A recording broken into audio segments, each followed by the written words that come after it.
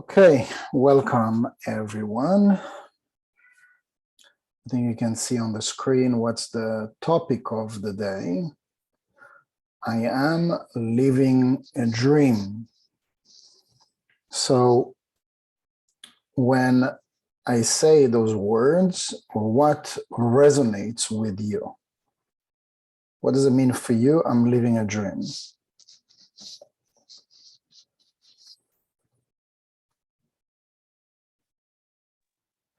Imaginary. We're going to try to do a little bit better than a one-word sentence, George. Go ahead. Our life is an illusion. Our life is an illusion. Okay. Everything's great. Everything is great. Okay. That this is just a dress rehearsal for eternity. Okay. All right. George, you want another try? Well, another teacher uses the terminology hologram. Is that something you would relate to dream being a hologram?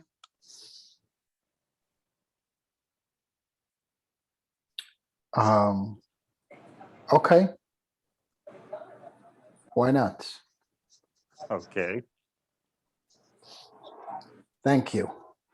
Thank you for sharing. So you're going to see what the Zohar in portion Chaye Sarah, the portion that we're in this week. I'll share my screen from the Zohar. And we'll have somebody read the English of the relevance of this passage. Any volunteer? I can do it. Please go ahead. In simplest terms, reality includes two basic realms, the upper world and our existence in the physical dimension. The upper world is the source of our intuition and the force behind moments of mystical insight. When a dream comes true, for example, contact has been made with the upper worlds. When instinct impelled you to make an illogical decision that brought good fortune, this is another form of connection to the upper world. Unfortunately, these acute moments of insight and clarity are rare. We seem to have no control over how and when we make contact with the supernal realms. When we must make decisions and choices based on the evidence of our physical existence, the result is often turmoil and turbulence. The author of the Zohar understood this difficulty and prescribed this portion as a remedy. A reading of this passage helps us utilize our sleep as a tool for spiritual enlightenment. The energy of Abraham is summoned forth through these verses, strengthening our powers of judgment in matters that help or hinder the entrance of light into our world. Thank you, Ellen. So obviously, the desire of every living creature, of every being on earth is to find some sort of fulfillment, and fulfillment is very subjective. Whatever it means to you is very personal to you, meaning that happiness and joy and fulfillment might be different for you than it is for me.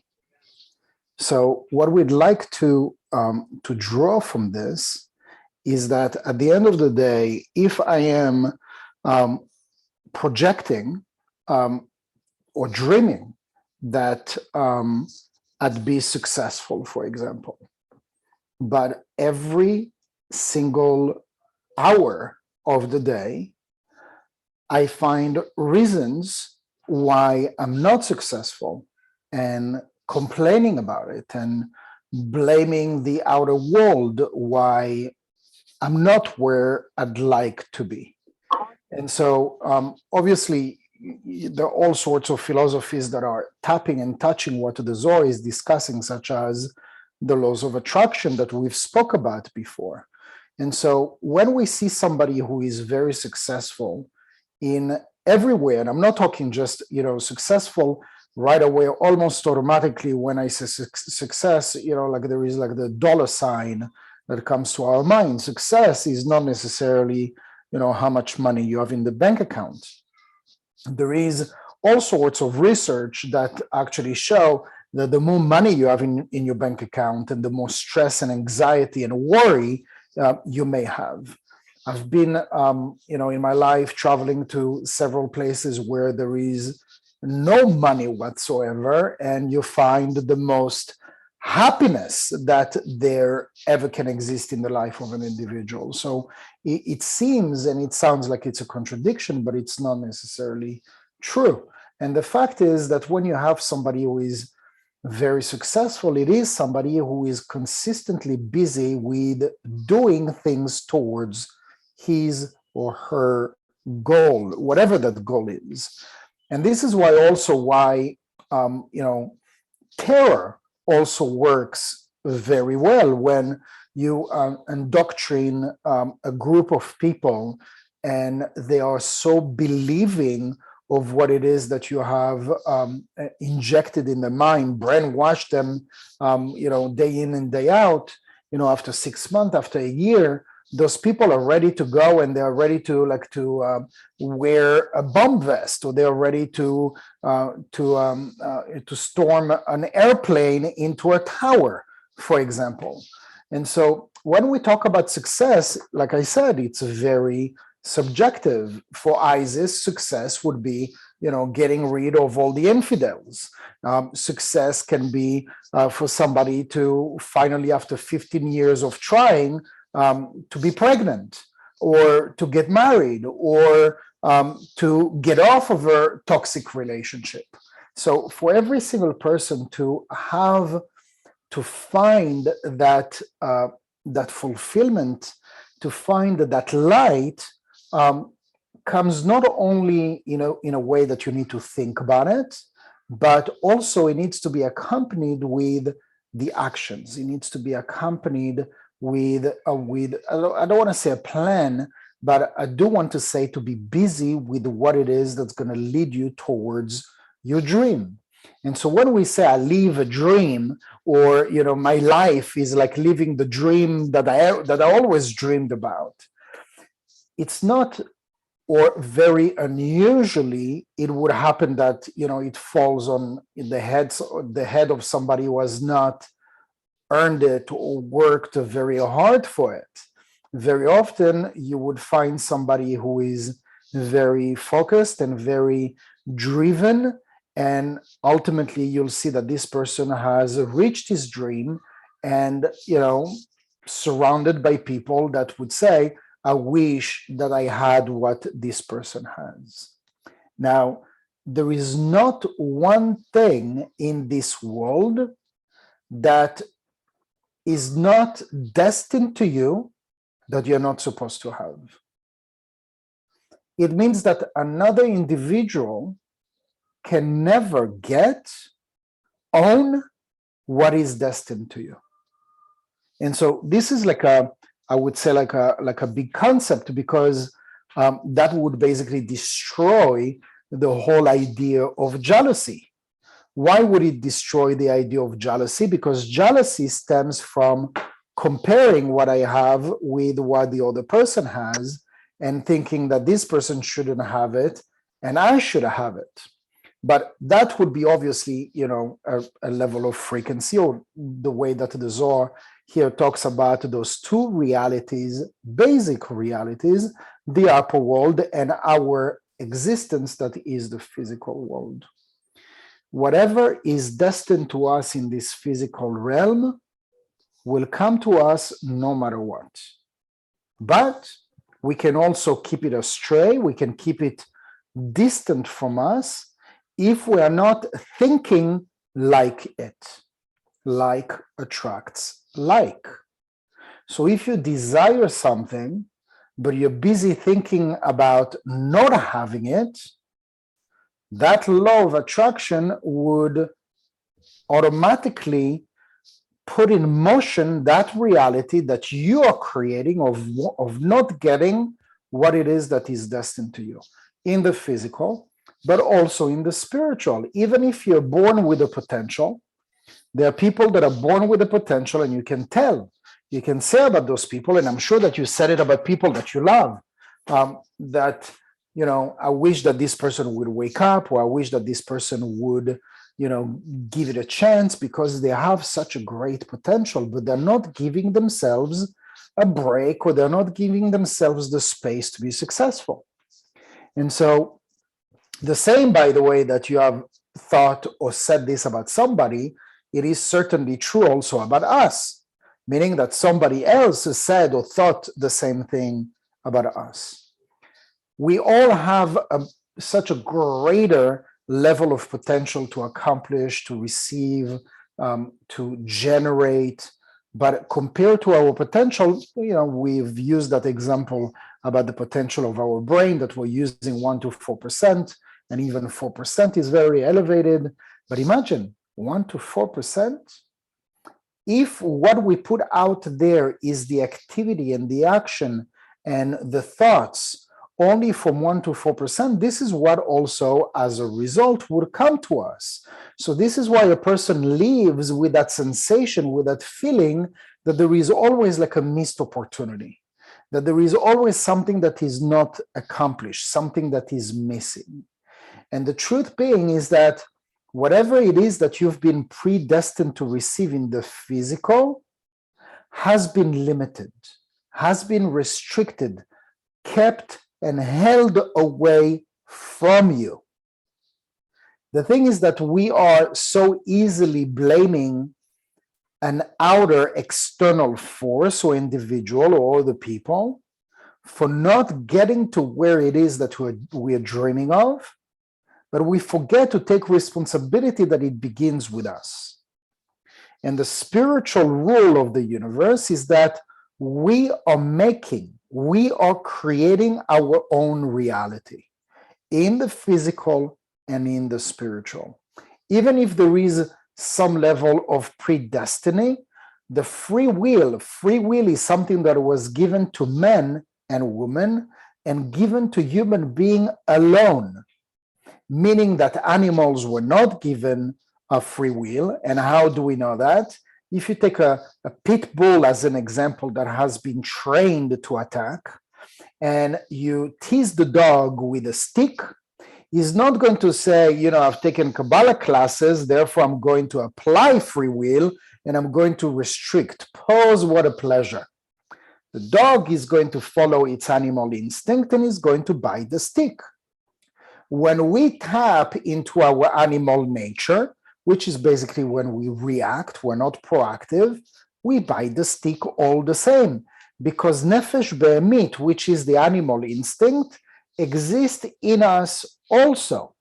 Now, that animal instinct is what dominates our life, because majority of our conscious life is reactive. Majority of our life is not to live by the dream and follow the dream and do everything being driven and being excited and being motivated and do everything that we can to accomplish the purpose for which we came to this world. But we know, at least in theory, that there are two existences. There is the spiritual and then there is the physical, and one is the projection of the other. The projection of the other means that that realm of dream, that realm of intuition, that realm of the sixth sense, that realm of the energy, the power, the courage to be found when we are down, that reality exists at all time. And we are given that opportunity to open that gate, to open the door at any given moment. Unfortunately, and I'd agree with anybody that would say, but when we are down, it's very hard to open the door and to uplift our consciousness and to be positive and to be optimistic, because right now I'm in pain. Right now I'm in disarray. Right now I'm feeling betrayed. I'm feeling not belonging. I'm feeling rejected. I'm feeling not loved. In this moment, to open that gate of positivity and that gate of optimism is not an easy thing to do. So afterwards, when we're coming down and we have shed some tears and we went through 1, 2, 3 days or weeks of depression, we came out of it, and now we can think again positive, and now we can be in a place that we can invest a little bit in our dream.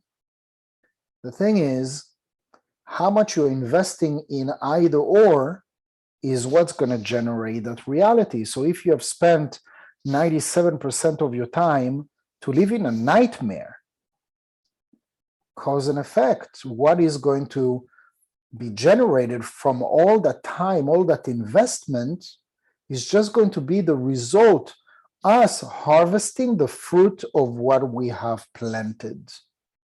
Now, for this kind of fruits, you don't need a whole season. You can, it can be like a minute, or it can be 5 minutes, or it can be 5 hours or 5 days.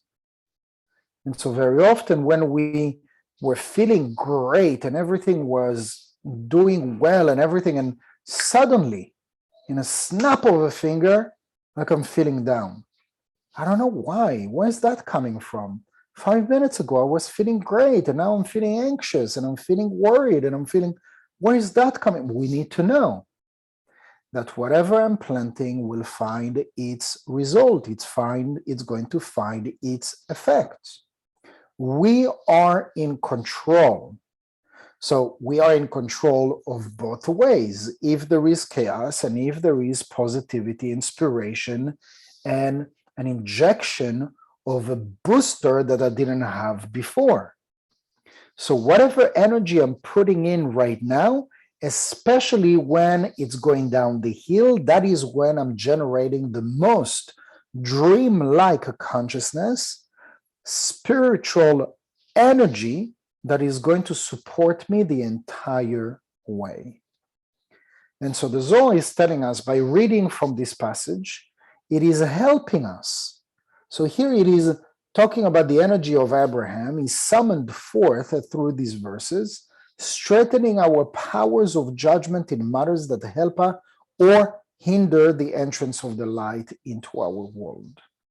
And so whatever action, word, emotion we inject out there, we understand that it has its effect. But furthermore, we also understand that if we have a dream, or if we have an ultimate vision of where I want to be in a year from now, in 5 years from now, if when I'm asking this question, it's not clear for you, sit with yourself and write it down. Where do I want to be 5 years from now?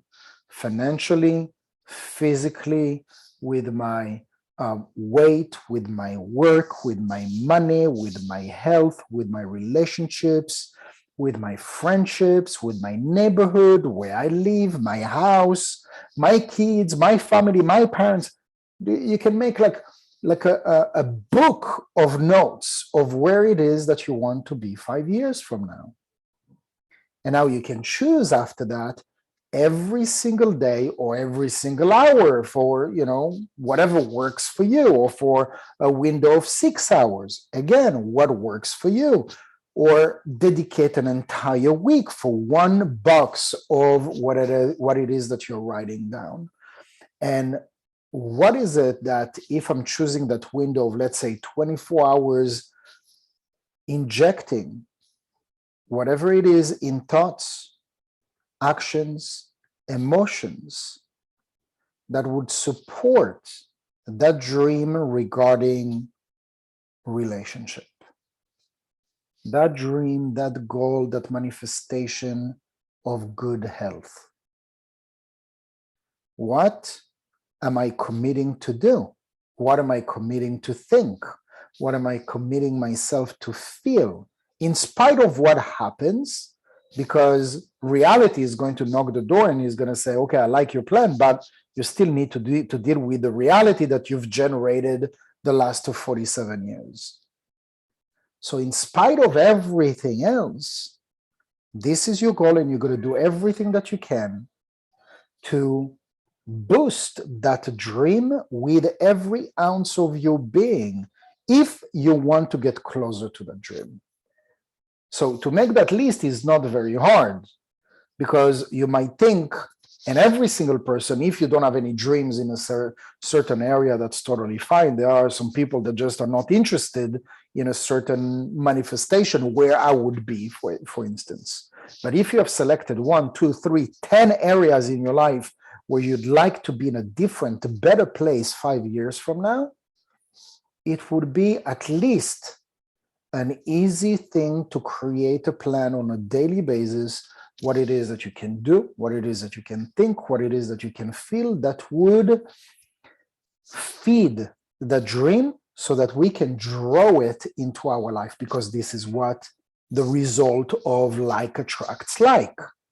So if, as far as your happiness goes, you want to be in a happier place, less void, less space, less loneliness, how can you do, what can you do, what can you think, what can you feel in these moments during that window that's going to get you closer to feeling happy and feeling included and feeling embraced and feeling loved? Just projecting the feelings already is nourishing, is nurturing that reality that you would draw closer as a result. So I'm going to read a couple of verses, and maybe we'll take just this minute to close our eyes and to think about one area. Where would you like to see yourself? Where do you see yourself in that specific area 5 years from now? How does it look like? How does it feel like? Who is around you?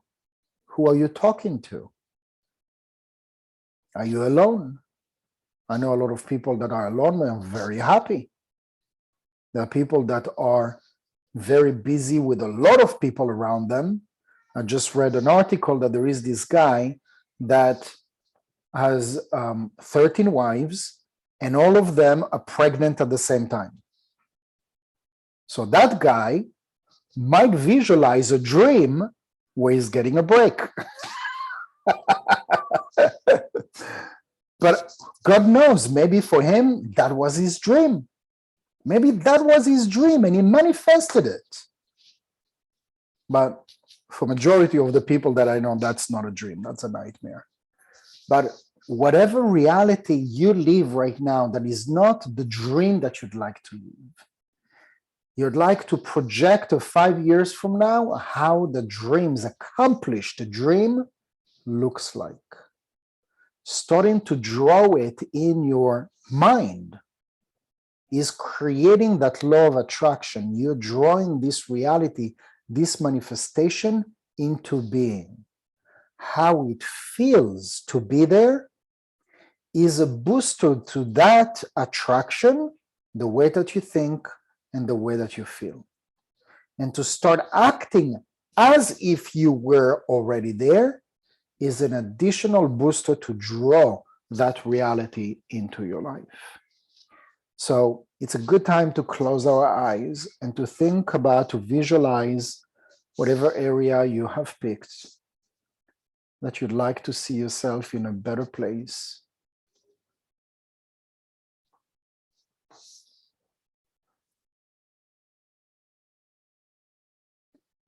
תח הזה כמה אתרין מתוקנין לילה קודשה בריחו בהרהו על מה ובכולהו במותבלון לצדיקים כל חד וחד לפום דרגה כתקח חזלה כתיב אשרי תבחר ותקרב ישכון חצריך דקודשה בריחו קרב לון לגבי דסלקין אינון נשמתין ביתתה לילה ולהתאחדה באחסנתהון, להתקנן להון, ישכון חצריך, אילן יתרין ותרגין לבר אומן, אינון כדבר אחר ונתתי לך, מהלכים בין העומדים האלה. והיא הוא דרגה בין קדישין אלאים. ומן דזכאין לדרגה דה, אינון שליחן דמראה על מה. כאינון מלאכין ועבדין שליחותה, תדיר בראותה דמיירון בגין דאילן, תדיר בקדושה ולה יתאבו. All those who merit this grade are the messengers of the Master of the universe, like the angels, for those who stand by are messengers. They always do the errands according to their master's wish, for they are forever in holiness or never defiled. So it is not a smart comparison and not a fair comparison when you take the angels that are messenger of the Creator. And that would be to compare, for example, my hand, my leg, my fingers, my arms, my head, my speech, that all are controlled by the brain. And none of those parts of the body do have their mind alone. They do not have a mindset that is independent from the brain, unless there is some sort of a handicap. But if a person is doing well and is healthy, wherever the brain is going to tell the hand to go, there is not a microsecond of space. It is in total synchronicity. When we're talking about angels, the Zohar teaches that angels do not have free will the same as humans do. And that also predetermines that if man becomes like angel, meaning in sync with the light force of the Creator, they would reveal so much more light than angels and would reach such higher space, such higher level of consciousness than the angels already did. Why? Because to be in such a dark place where there is no light, the physical reality, to go against those physical senses and 1% nature, to elevate our consciousness, to activate the free will, and as a result, to synchronize our mind with the mind of the Creator, therefore becoming a channel, a pure channel. This is where the prophets have reached. They have reached those levels where they were in sync with the Creator. But still we see with Moses, for instance, Moses had arguments with the Creator.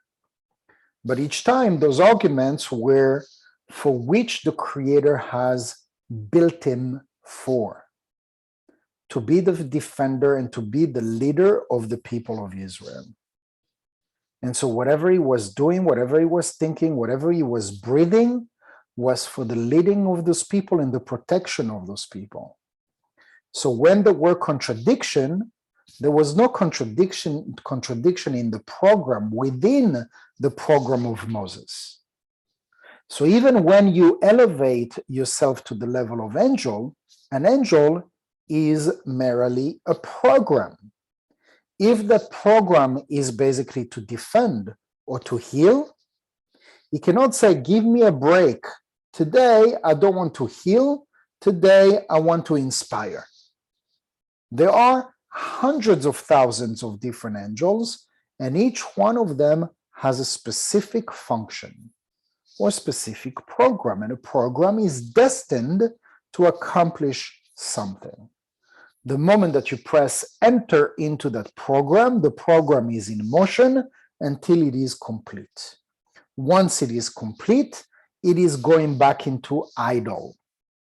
Idle, I-D-L-E, basically standby, where those angels are programmed, commanded to accomplish certain things, and once they're done, they go on standby, waiting for the next command. Imagine us. I do not know a lot of people that are so agreeable with authority. And so it doesn't matter if it's the authority of parents, spouses, children, managers, bosses, owners, bankers. We are built, it's built in us almost, to argue.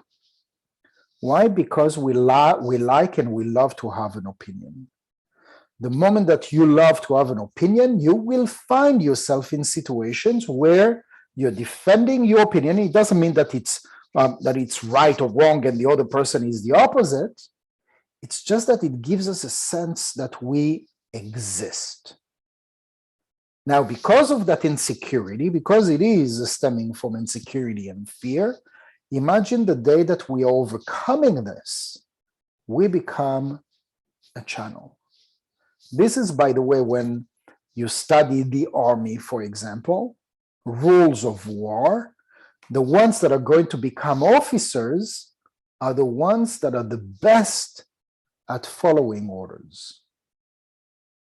The ones that are the best at following and carrying orders are the ones that are going to reach the highest levels, the highest ranks in the army. And that is the same with angels. And that is the same with human beings. The thing is that we are already not so open-minded to receive those commands, to receive this guidance that we get from the universe. And this is why, by the way, we find ourselves in situations and relationships that are not good for us. We've heard the voice. Haven't you heard the voice that told you it's the wrong thing for you? It's the wrong connection, the wrong relationship. How many times did you ignore it? Did we ignore it? But still, it was convenient, and it was better than the unknown. And that's the thing. Because most of our decisions are stemming from fear and insecurity, we're finding ourselves more miserable than what we should be. But if we are taking one step towards what we are meant to become, which is not like angels, which is more elevated than angels, but already angels and our forefathers and all the people before us that have reached a higher level of channeling, their level of channeling was accomplished because they were able to become good followers. And so we all have dreams. We already have some sort of a plan. At least I can draw this plan on a piece of paper where I want to be 5 years from now. What plan of action am I taking for the next week for that specific area in my thoughts, in my emotions, in my plan of actions?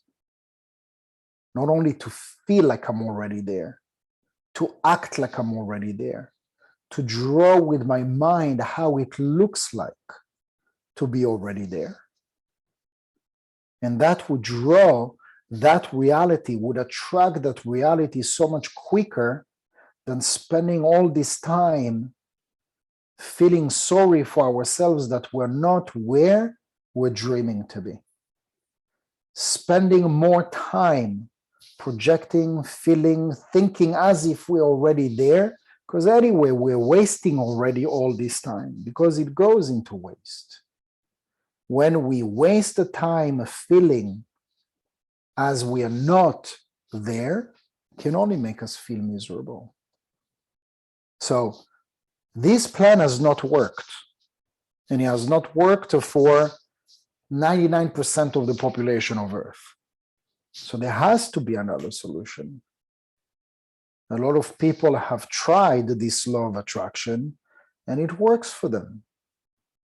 So this is something that we might as well try.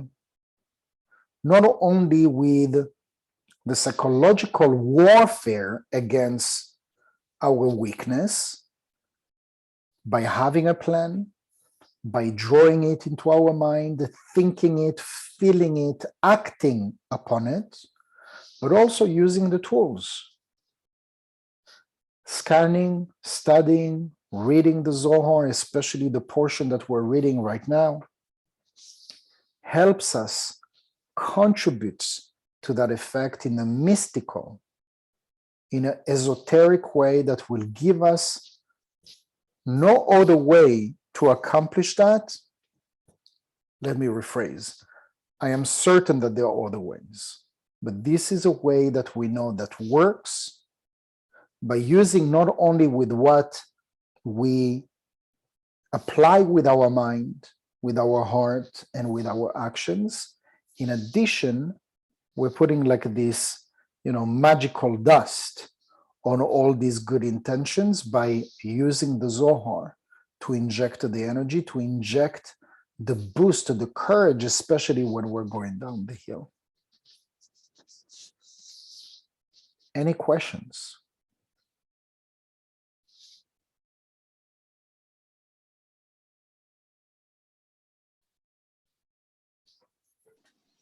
Hi, Yehuda. I got a question. How are you? Good, and you? Good. Good. What if you say that we had to imagine and see ourselves in 5 years from now? What if you don't see that version of you, or you cannot focus on that? You shorten the time, or how you do it? You mean it's hard for you to see that far? Yes. You can do 6 months. And what if you don't have that vision of you?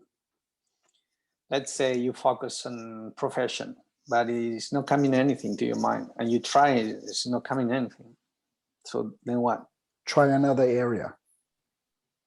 Oh, You should trust your sense, your sixth sense, that is telling you whatever you're doing with work, you're an autopilot. You're an autopilot. There is nothing else that you can do because you're already doing it. So you need to start thinking, picturing, visualizing another area. If the same happens, try another area until things are starting to come up to you. it's like a homework. You have to build a muscle. No, I'm saying like the way that it works is instantaneous. You don't need to work that muscle. You just Doesn't need come to me like that. It's instantaneous. You just need to listen to yourself. If you're focusing on the work and nothing comes up, you just need to keep doing what you're doing. That's not the time for change. If you're thinking about relationship, do you have any goal? Do you have any dream? Do you have any projection of where you'd like to be in a different, better situation than where you are right now in relationship? If nothing comes up, try another area with your health, with your family, with your siblings, with your neighbors, with your friends, with your past.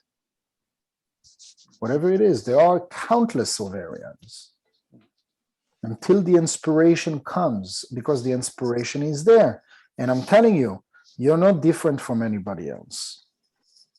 In a way, not that I want to, make you part of like, we are all built in the same way. And you need to trust the voice, the inner voice that is talking to you. And if it's not telling you about bringing any change, visualization of whatever, like in 5 years about work, just keep doing what you're doing. This is not the time for change. If it is the time for change, you're going to be bombarded by thoughts. And if nothing comes up, but you know that this is the area, maybe for you, you need to entertain this muscle, because maybe you're afraid. Maybe you're scared to take steps because of fear of failure, because of fear of rejection. And so there are some layers to be broken, or some layers to be more flexible or more at ease with you attempting to better yourself. And you need to talk to that conscious energy that is holding on to that area, and you need to talk to that conscious energy as if it is part of you, and talk to it as if it is your inner child, and make that inner child feel safe. Because if it's totally walled, it means that you're holding on, your inner child is holding on so hard because it doesn't want to get hurt. But if it is holding on that heart in that specific area, start with an area that is easier to guess, easier to project, easier to dream about, easier to even like think what I can think, what I can feel, what I can visualize, who I'd like to see in there. Start maybe with something that is lighter and not as a heavy duty as where you'd like to be in a work or soulmate or having children or something like that. Okay, thank you. You're welcome. Any other question?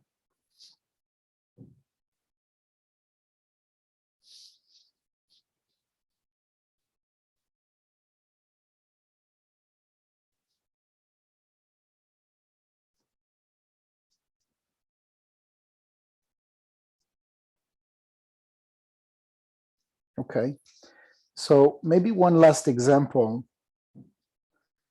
is that I'm sure that it's nobody here on the call, only people that are out there obsessed with certain ideas or certain area of accomplishment. I know people that are obsessed with getting married, obsessed with being a millionaire, obsessed with being in a different place than where they are. The only issue, I mean, I'm sure that there are several issues, but one of the important issues is that they are not happy with where they are. If we're not happy in the now, there will not be a way, there won't be a way whatsoever that once you accomplish the dream, you'll be happier. If in the now, I'm able to bring a little bit more happiness, and I'm not saying, okay, so let's become like a clowns and like a happy and smile the entire, no, that's not what I'm talking about. Doing the work that you need to do to bring a little bit more happiness in the now, no matter what's happening in your life.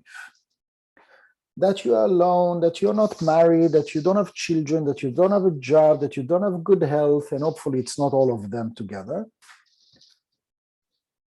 You do what you can to be happy with what you got. And that would be the beginning to draw more. The light force of the creator is like an investor. So imagine if you invest in the stock market or in cryptocurrency, this is like in vogue today. You invest $100 in Bitcoin. And from the moment that you invest, the stock, the value of that crypto is going down, is plunging, 20, 30, 50, 60, 70, 90%. You're the investor. All your friends are telling you, go ahead, invest. It's like down, invest. What are you going to do as an investor? And I don't want to go into the speculations and the meanings of the Bitcoin or cryptocurrency. The metaphor is that if the investor puts energy, invests energy into a human being, and that human being does not cherish that light, we will not be entrusted with more light. Why? Because it goes to waste. Now, if the universe is entrusting in you a spark of energy, and out of this spark, you're making two. Not only you make yourself happier, but you make the surrounding, the people around you, happier, more successful, more educated because of what you've received. So your nature is, with the essence of the light, is to share what you have received. And from those two sparks, the universe is going to draw even more, because it says here, the light is flowing. So you will create bigger channels, bigger conduits, bigger infrastructure, because this thing works. But conversely, if we're in a bad place and we take our energetical energy, consciousness flow to the lowest of the lowest, we won't receive more. So if right now you're unhappy, you're unhealthy, you are lonely, you are isolated, you feel rejected and not loved, the law of attraction cannot bring you people or situation that will make you feel the opposite. It has to start with us. We are the seed. You want anything to multiply for the better, it has to start with us. So this is why what we spoke about today, it's just a technique. It's just a, that law of attraction is old as this universe, based on the essence of this universe. Everything has been given to us. Why don't we get it? It's not that the light is choosing you, yes, you no. It's because you feel that you're a victim. You blame everybody around you that you're not getting what you want. You can get what you want. Because if the light would give you what you want, you'll spoil it. You'll spoil it. There is an amazing image, and I'll finish with that. An image, just a picture of a pear that is in a basket. So it's a basket full of pears, and one of them is rotten. And because that one single rotten pear has been put in the basket, everything else next to it is rotten as well now. So it says you have to choose your environment, better your environment. But the toxicity begins also with us. So if our mind is toxic, all the rest of our thoughts, of our dreams, of our hopes, of our projections, of our ambition, of our optimism will get affected by it, by us. It has to start with us. Thank you very much.